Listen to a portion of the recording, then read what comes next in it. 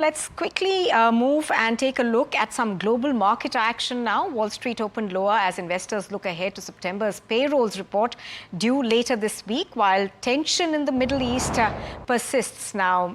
In fact, also looking at markets in Europe, they also took a hit on the growing unrest in West Asia and moved lower.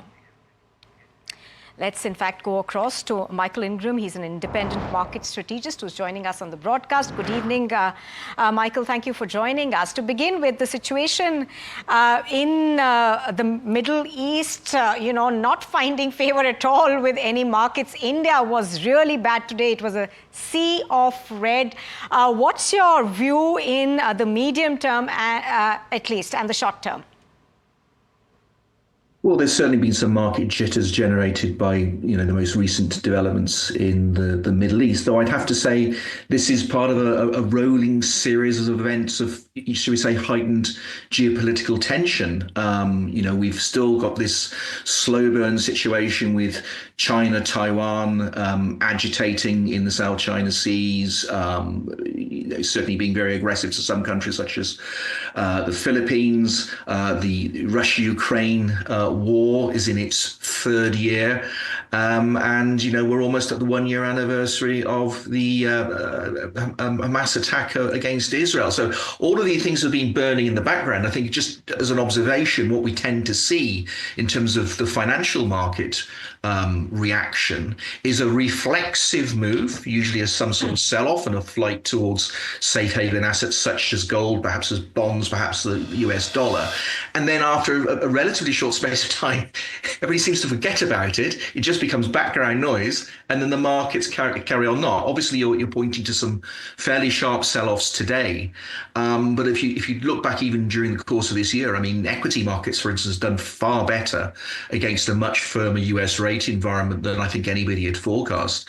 I would say overall, one of the few signs of market worries over the longer term is you've hinted that the price of gold, because you can come up with various models of how gold should be priced, and at the moment there's a differential of 30 to 40% of we can't explain why gold is at $2,600 an ounce at the moment, and the likelihood is that gap is largely explained by geopolitical risk, which isn't being priced elsewhere in the market.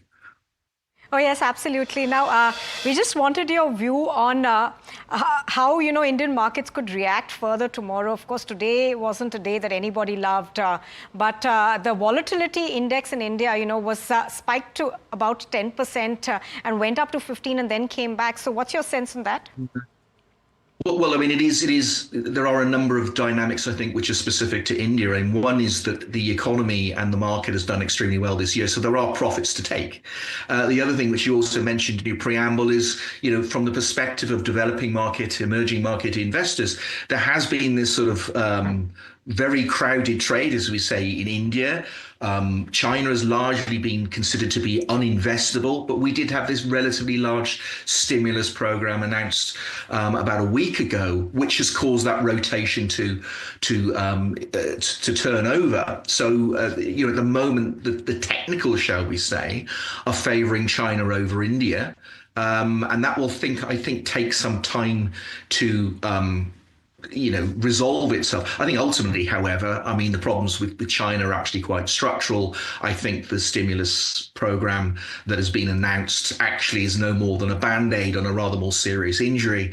And ultimately, we'll see, the Indian markets come out as a winner of this. This is about, do you want to be invested in a command economy, or do you want to be invested in a relatively market-driven economy? And if you're investing in equities, you're investing in risk capital. Where do you want to place your bets? But yeah, it is a period of volatility, and obviously there are bigger picture issues that India and emerging markets as a whole have to contend with. All right, Michael, thank you very much for joining us and putting things into perspective for us.